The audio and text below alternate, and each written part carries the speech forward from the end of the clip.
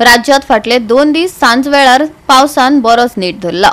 गडगड वीज आणि वादळी वाऱ्या सयत कांय सुवातांनी घोग्यांनी पावस पडलो। तशेंच कांय सुवातांनी झाडां कोसळपाच्यो घडणुको लेगीत उक्ताडार आयल्यो। पळयात।